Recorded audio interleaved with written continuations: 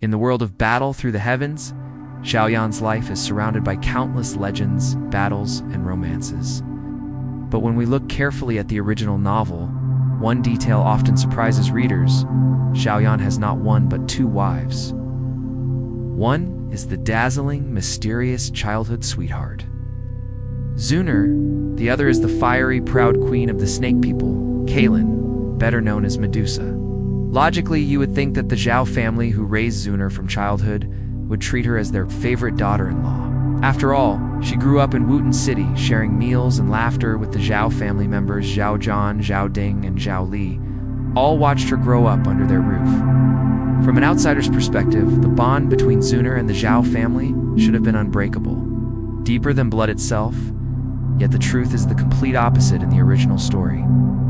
Whether it was Xiao Zhan or the elder brothers, Xiao Ding and Xiao Li, the one they admired, trusted, and even relied on the most, was not Xun'er, but Cai Lin. Why would the Xiao family, who once treated Junna like a precious pearl, ultimately side with Cai Lin in their hearts?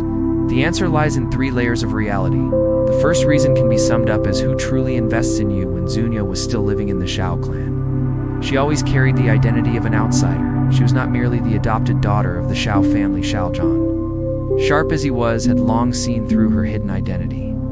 He knew that this little girl carried the aura of a high and mighty clan, and when she casually tossed out a purple gold card worth 100,000 gold coins to resolve a petty family dispute, Xiaojun was so terrified he didn't sleep the whole night. He held a secret meeting with his son, knowing that behind this gentle little girl stood an ancient behemoth, the Jiu clan. In his heart, Junia was like a child holding a piece of jade. Too heavy for her small hands, the Xiao family treated her with both love and fear. Love because she was a kind and gentle child who never brought harm to the family. Fear because her background was like an invisible wall. The Xiao family knew very well that Xun could leave at any time. Their bond with her was never one of equals. But one of distance. Cai Lin, however, was different. She was not born in the Xiao family, but she married into it with her entire dowry.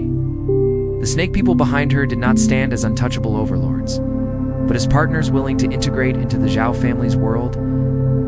With Cai Lin's help, the Yan alliance grew from nothing into one of the great powers of the Northwest in just 3 years. She transformed what was once a fledgling organization into a towering force, solid enough to rival any great sect. Xiao Ding and Xiao Li witnessed this transformation with their own eyes. They saw Cai Lin not just as a wife, but as a sister-in-law, who bled and sweat alongside them. She sat at the same table, reviewed the same account books, shared strategies, and even risked her life for their cause. Compared to Xun'er, who always had the looming shadow of the Gu clan behind her Shui, Lin invested everything directly into the Xiao family. Itself, the second reason lies in showing one's strength in moments of crisis. Let us recall that moment in the novel when Xiao Yan was hunted down by the Yunlin sect. Where was Xun? She was at Kainan Academy sipping tea, unable to intervene, not because she didn't care, but because her position, her clan, and her status shackled her hands. Now compare that with Cai Lin. Even when pregnant, she didn't hesitate to draw her sword. She challenged a guardian of the soul hall by herself, enduring wounds no ordinary woman could bear. And what about when the Soul Clan attacked the Xiao family? When ancient Dushang's, the supposed mighty protectors of the Jiu clan, turned a blind eye and feigned death? Cai Lin, pregnant with Xiao Yan's child, stormed into the Soul Hall dungeon alone. She fought through mountains of corpses and seas of blood, dragging Xiao Zhan, who had been imprisoned and forced to eat rotten steamed buns for 3 long months. Back out into the light. Imagine being Xiao Zhan in that moment, covered in blood. His daughter-in-law stood in front of him, shielding him from the enemy. She was no noble princess sipping tea in safety. She was flesh, blood, and fire, his family protector. How could Xiao Zhan not be moved? How could he not recognize Cai Lin as the true pillar of the Xiao family? The third reason is perhaps the most decisive of all: children, family, and responsibility. After Xiao Yan embarked on his journeys across Zhangzhou, he often disappeared for years at a time. Who stayed behind to care for the family? Who balanced the alliance meetings by day, nursed little Xiao Zhao at noon, and fended off assassins at night? It was Cai Lin. Xiao Ding once witnessed a scene he never forgot. Cai Lin, her tail wrapped around the chair, was comforting the crying Xiao Xiao with one hand, while her other hand flipped through important alliance documents. This was the reality of her life, a queen who lowered her crown for her family, who merged the duties of wife, mother, and leader into one, and sooner she spent only 3 days with Xiao Yan before returning to the Zhu clan, where her father, Zhu Yuan, watched Xiao Yan like a hawk, as though he were some thief who had stolen the clan treasure. It was not malice, it was simply the Zhu clan's way to them. Xiao Yan was not just Xun'er husband, but a variable to be controlled. The relationship between Xunyao and Xiao Yan family therefore always carried a sense of distance, a sense of formality. The Zhao family elders were not fools. They knew who their true family was, the one who raised their children, fought their battles, and shared their burdens at the deepest level. However, the divide comes down to something more fundamental, the bloodline code. Let's not forget Zhao Zhuan, the great ancestor of the Zhao clan, who once fought the Zhao clan when he was ambushed.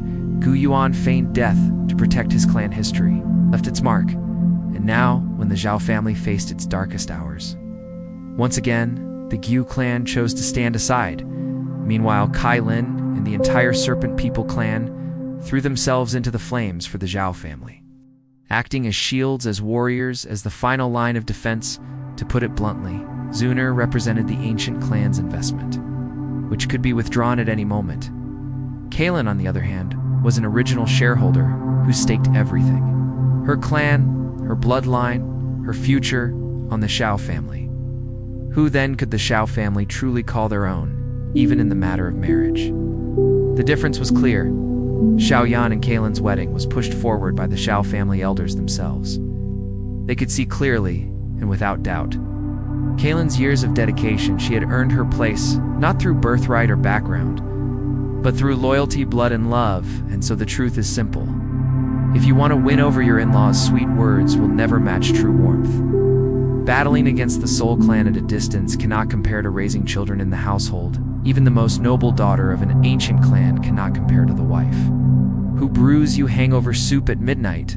That is why, in the original novel, the Zhao family, from the father down to the brothers, chose Cai Lin. She was not just Xiao Yan's wife, she was their family. And that brings us to the end of today's story. In the world of battle through the heavens, emotions and bonds are often more important than bloodlines and power. Cai Lin may not have grown up with the Xiao family like Xun'er, but through sacrifice, loyalty, and love, she became the true pillar of the Xiao household. If you enjoyed this video, don't forget to like, share, and subscribe. Your support means everything. It helps us bring you more deep dives into the world of Donghua and Shangxia. Thank you for watching, and until next time, stay strong, stay inspired, and keep breaking through the heavens.